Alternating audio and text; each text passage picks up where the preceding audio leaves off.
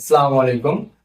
আজকে আমি আপনাদের সঙ্গে যে বিষয়টি শেয়ার করবো সেটা হচ্ছে ইউটিউবে বা ফেসবুক থেকে ইনকাম করা হালাল কিনা ইসলামের দৃষ্টিতে, কিংবা টিকটক হোয়াট এভার যেখানে অ্যাডসেন্স সিস্টেম আছে কিংবা অনলাইন থেকে ইনকামের সিস্টেম আছে, তার একটা বেসিক ধারণা দেওয়া। তবে মৌলিকভাবে আজকে আমি আলোচনা করবো অ্যাডসেন্স থেকে ইনকাম বৈধ কিনা, যদি আমি ইউটিউব ধরি বা অন্যান্য সাইট থেকে ধরি। ওকে, সো আমি যদি অ্যাডসেন্স এর এইখানে বেসিক যে কনসেপ্ট আমাদের, যে কন্টেন্ট হালাল কে হারাম। সো কন্টেন্ট হারাম আর তার ইনকাম হালাল হবে, এটা তো বোকামি, এটা আমরা সবাই স্পষ্ট।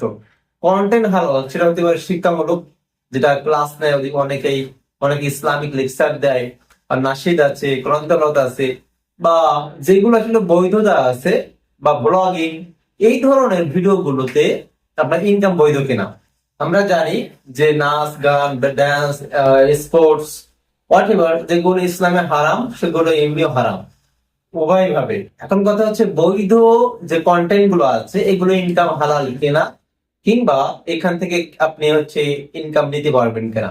দেখুন, অ্যাডসেন্সে যদি আপনি যে 200 যে অ্যাড গুলো আছে যেগুলো ব্লক করা যায়, ওইগুলো যদি আপনি ব্লক না করেন, অর্থাৎ ফিল্টার ইউজ না করেন, যে কোনো অ্যাড আপনার ভিডিওতে আসে, তাহলে কিন্তু আপনার ইনকাম হারাম।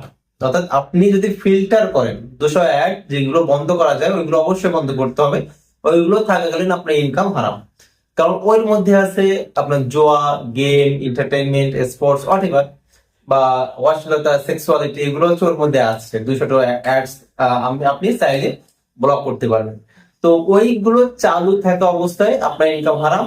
ওইগুলো যদি ব্লক করে দেয়, এখন আপনার টাকাটা হালাল হবে না হারাম হবে, এই বিষয়ে একটু ডিটেলস আলোচনা করি। প্রথম কথা হচ্ছে এখানে সন্দেহ, একদল ওলামা বলেছেন এখানে সন্দেহ, যে আপনার যে অ্যাড আছে সেই অ্যাড গুলো, বাকি যে অ্যাড গুলো এখানে দেখা যাচ্ছে একটা হারাম হতেও পারে, না হতে পারে।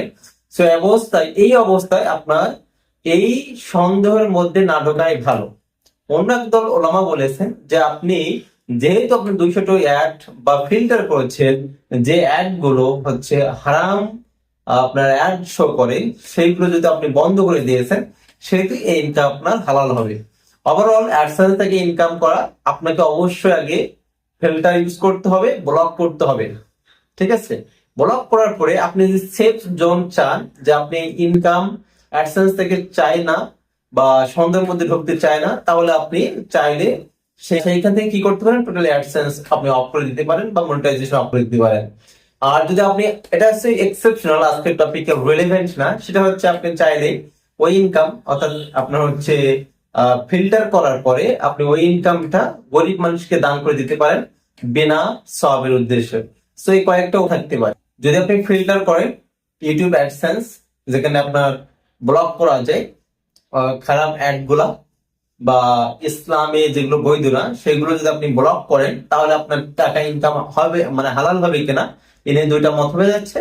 একটা মতভেদ আছে সেফ জোন অ্যাভয়েড করা, অন্য দল বলছেন যে হ্যাঁ এটা বৈধ আছে। আর একই সিস্টেম আপনার অন্যখানেও একই অবস্থা, যেখানে জোয়া আছে, মদ আছে, স্পোর্টস আছে, এন্টারটেইনমেন্ট আছে, নারীদের অ্যাড শো করে, সেইগুলা থাকলে সেই ইনকামটা আপনার হালাল হবে না।